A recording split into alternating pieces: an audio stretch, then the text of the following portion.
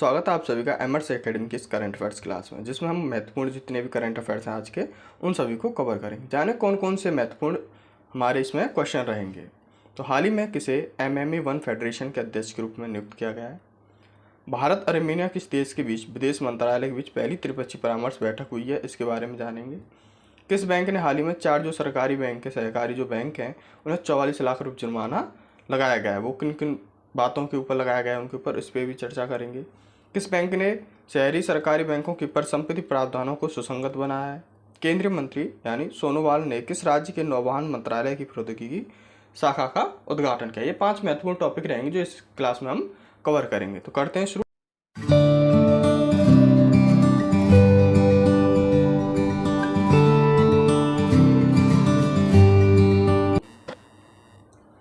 हाल ही में किसे MMA 1 federation अध्यक्ष के रूप में नियुक्त किया गया है। इसका सही उत्तर है महावीर सिंह फोगाट। MMA 1 फेडरेशन के अध्यक्ष के रूप में महावीर सिंह फोगाट को नियुक्त किया गया है।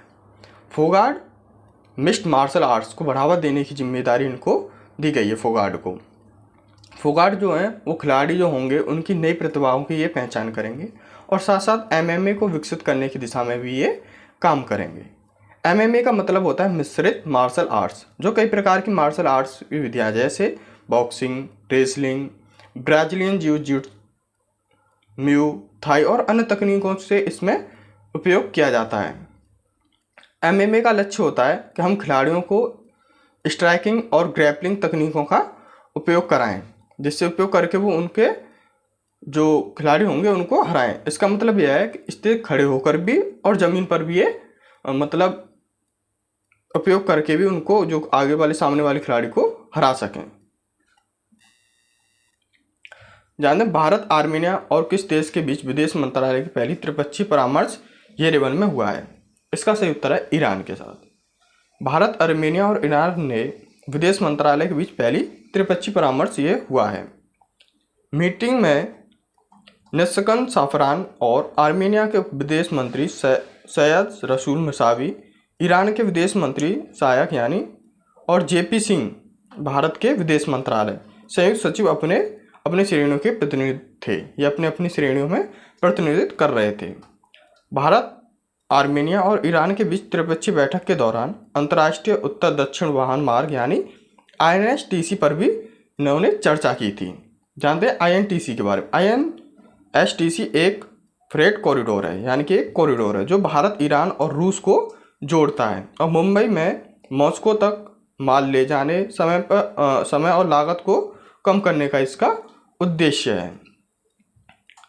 INSTC समझौते पहले से ही 2002 में रूस, ईरान और भारत द्वारा हस्ताक्षर किया गया था और इसका विस्तार किया गया, यानी ये 2002 में भी हो गया था इसका विस्तार, यानी हस्ताक्षर इस पर हो गए थे। आर्मेनिया और भारत ने अपने द्विपक्षीय कूटनीति संबंधों को 30वीं वर्षगांठ का उत्सव 2022 में इसने मनाया था। अब जानते हैं किस बैंक ने हाल ही में 4 सरकारी जो बैंक हैं, सहकारी जो बैंक हैं, उन्हें 44 लाख रुपए का जुर्माना लगाया गया। इसका सही उत्तर है RBI ने। जानते हैं क्यों कि भारत रिजर्व बैंक ने 4 कोऑपरेटिव बैंकों पर 44 लाख रुपए का जुर्माना लगाया। इसमें 16 लाख रुपए को जो पेनल्टी है वो तमिलनाडु राज्य सरकारी जो बैंक है उस पर लगाया है। ये जो तमिलनाडु के रिजर्व बैंक ने 3 अन्य बैंकों के ऊपर भी ये जुर्माना लगाया है। RBI का मकसद है जो बैंकों के रिजर्व बैंक के जो नियम है उनका अनुपालन हो। बैंकों का इरादा नहीं है कि हम बैंक और ग्राहकों के बीच हुई किसी भी लेन देन में दखल करें। पहले भी रिजर्व बैंक ने नियमों को अनदेखी के कारण करोड़ों रुपए का जुर्माना लगाया, क्योंकि ये जो बैंक हैं ये नियमों को फॉलो नहीं करती हैं, इसलिए ये RBI जुर्माना लगाती है। जानते किस बैंक ने शहरी सहकारी बैंकों के परिसंपत्ति प्रावधानों को सुसंगत बनाया है। इसका भी सही उत्तर है RBI।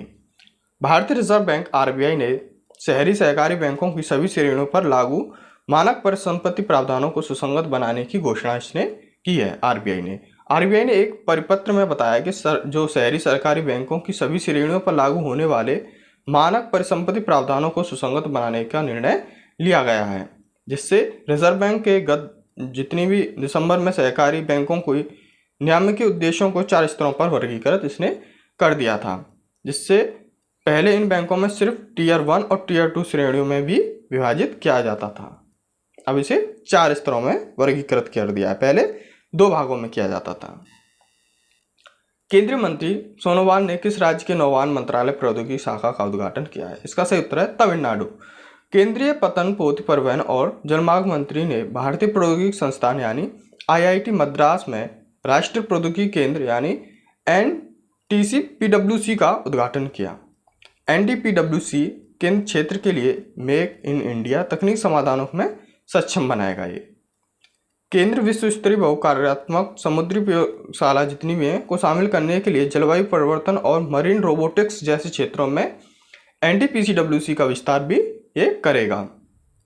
निकट भविष्य में एक समुद्री नवाचार केंद्र की भी स्थापित किया जाएगा। केंद्र का उद्देश्य सामुद्रिक सेक्टर के लिए अनुसंधान एवं विकास की सुविधा को प्रदान करना है। इसके माध्यम से एक मजबूत सामुद्रिक उद्योग के निर्माण में अंतिम लक्ष्य को अर्जित करने का प्रयास भी किया जाएगा। आई होप ये क्लास आपके लिए काफ़ी हेल्पफुल रही होगी। वीडियो अच्छी लगा करे तो लाइक, शेयर एंड सब्सक्राइब। धन्यवाद मेरे चैनल में जुड़े रहने के लिए।